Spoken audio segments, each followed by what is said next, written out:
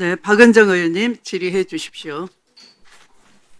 공수처장님, 네. 이런 말 들어보셨어요? 공수처가 친윤 검사들에 의해서 장악되었다. 친윤 검사 네, 에 의해서 장악되었다. 공수처가.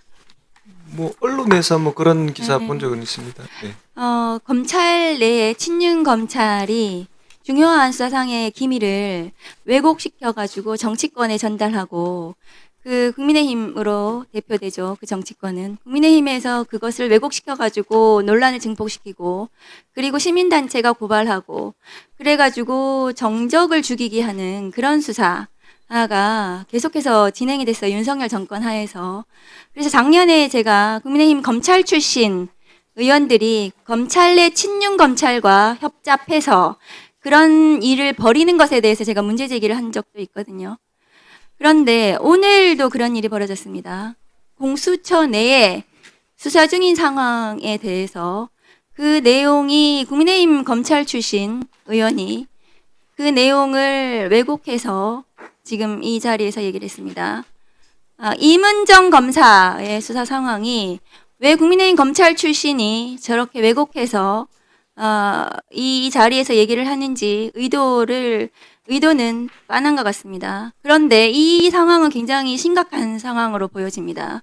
공수처 내의 수사 상황이 정치권의 먹잇감으로 제공이 되고 있는 거거든요. 공수처장님, 심각한 상황입니다.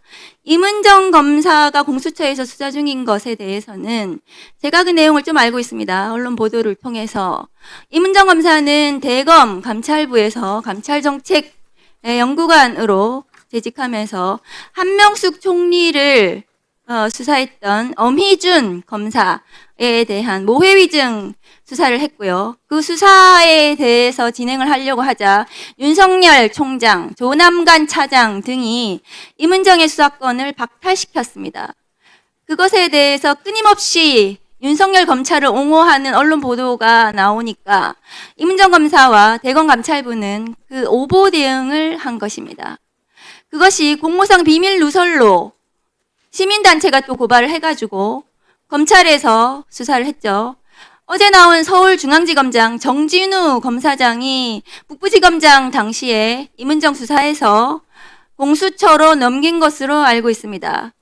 죄가 되지 않는데도 불구하고요. 친윤 검찰이 이문정 검사를 수사해서 공수처로 넘겼는데 공수처 내의 친윤 검찰이 또다시 국민의힘 쪽에 수사 상황을 왜곡해서 먹잇감으로 제공하고 그것이 또 논란을 일으켜서 지금 멀쩡한 검사를 또 죽이게 하는 것 같은데요. 제가 보기에는 이 수사 상황 유출에 대해서 내부적으로 감찰하셔야 되지 않나요?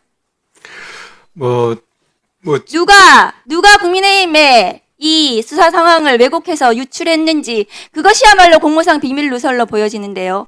내부적으로 감찰하셔야 되지 않습니까? 네, 그런 부분 한번 살펴보겠습니다. 어쨌든 우리 공수처 수사는 정치적 중립을 지키고 의원님께서 말씀하시는 그런 어떤 혐의에서 자유로울 수 있도록 항상 정치적 중립을 지켜나가면서 수사를 하겠습니다.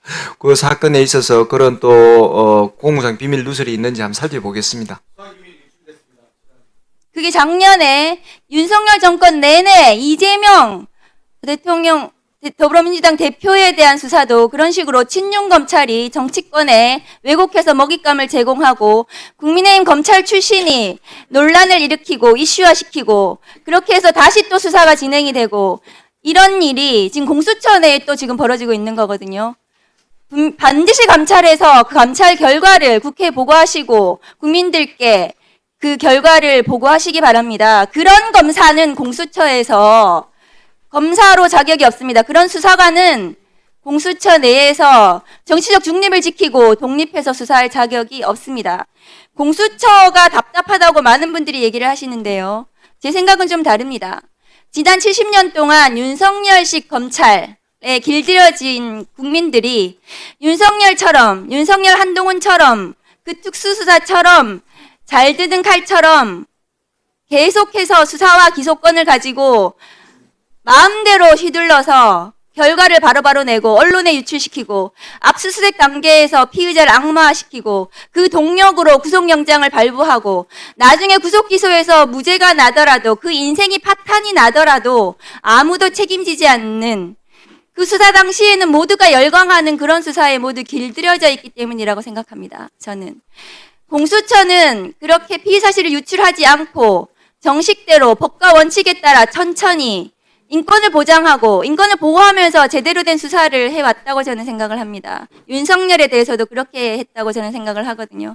윤석열 내란 수계에 대해서 공수처에서 구속해서 검찰로 넘기셨는데요. 저는 그 과정 전체가 윤석열식 검찰과 다른 수사기관을 보여드렸다, 국민들께.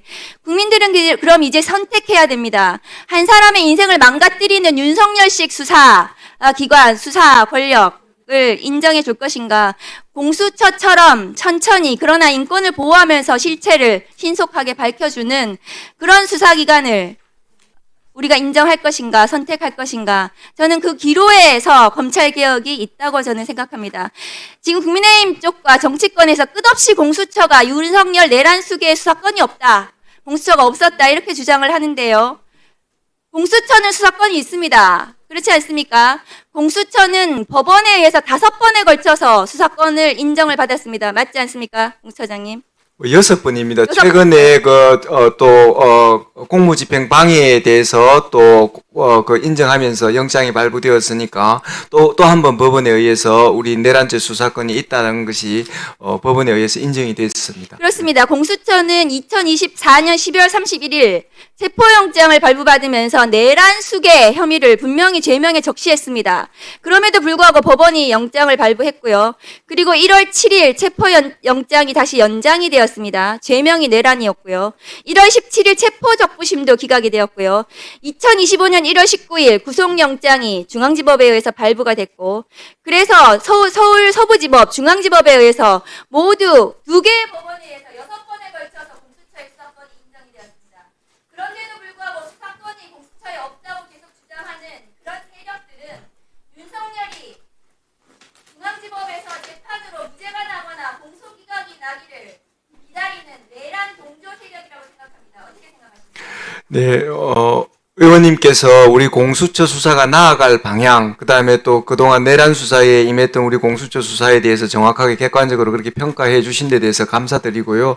어쨌든, 저희들은 그 말씀해 주신 대로 공수처 수사가, 기존에 해왔던 특수부 수사보다, 더 나은, 어쨌든 그 과정에서, 성과만 내는 그런 수사가 아니라 진실을 밝히고, 권력기관 견제, 그 다음에, 부패 없는 공직 사회를 만든다는 그런 우리 공수처의 존립 근거를 위해서 의원님께서 그런 여러 가지 칭찬 주신 부분 포함해 가지고 열심히 하도록 하겠습니다.